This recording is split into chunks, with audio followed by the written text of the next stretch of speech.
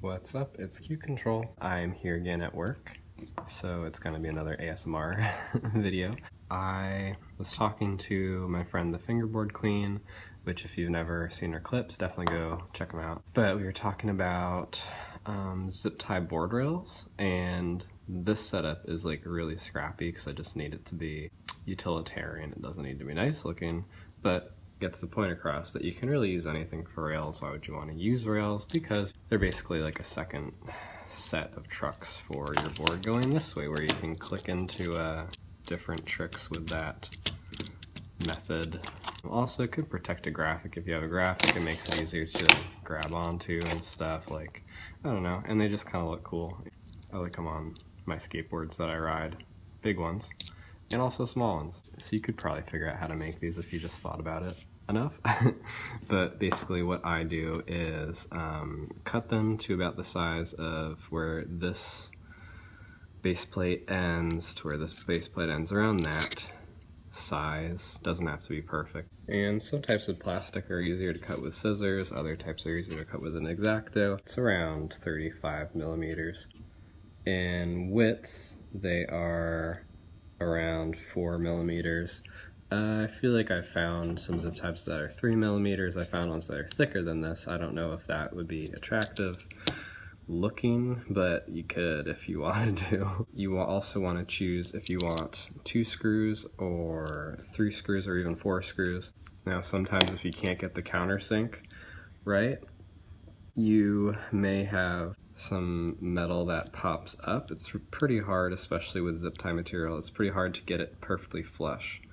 So if you dislike doing a board slide and feeling the screw there, you might just want to opt for 2. You could supplement with some super glue in there, but it really isn't that big of a deal, especially, like, this is just my pocket board setup. You don't need to really have anything too exact if it's just kind of like a scrappy type deal. So say I wanted to do 3 holes for these. Usually I go like 3 millimeters in on each side, and you just want to mark where your holes are going to be, and then you want to get a centering going. So if this is around 35, your center will be at like 17 and a half, I think, something like that. You could also just eye it, but if you really wanted to get exact, you could take these measurements and draw them out on your board before you screw stuff in, and make guide holes with an X-Acto, just kind of like little tiny divots for the screw to find. And that could help in getting it more straight, because sometimes you can really mess it up if you just kind of eye it and wing it, which I do a lot. Sometimes it matters, sometimes it doesn't. Now, basically what you want to do is be careful, but take an X-Acto and kind of get centered, and then just work it until you make it through to the other side a good amount.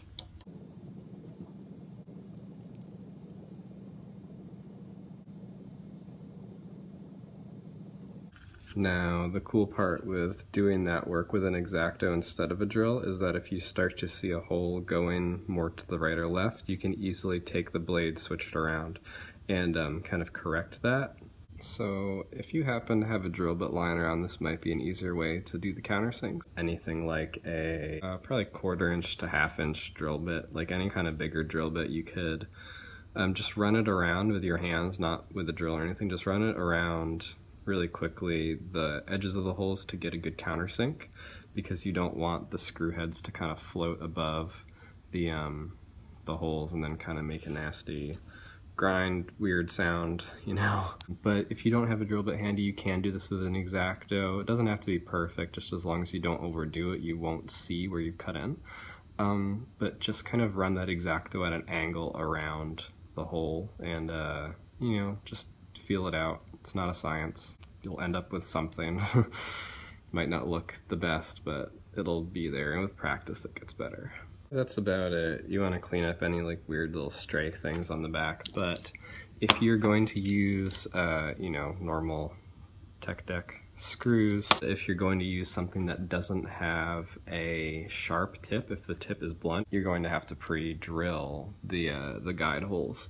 And I say that with quotes because it's really not pre-drilling at all. To do that, a good way that I do it is to draw a line first, either without the trucks on, like put a ruler to it, measure maybe like 3 millimeters over or something. I like to put my rails on the inside because it does give that good like click clack thing on rails and stuff.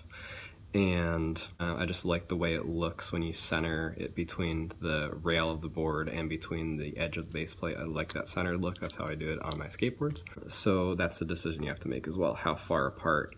And if, you know, some people angle them and stuff, I like to keep mine straight up and down. You could draw a centering line on both sides that are the same width apart from the trucks, and then place the rail on that centering line or next to it and mark where the holes will be, and so you get like these little crosses, and then you have to keep these in the same orientation that you marked them as. If these are not perfect at all, if you start switching them up and switching them all around and stuff, you're going to end up with different holes and it's going to be confusing.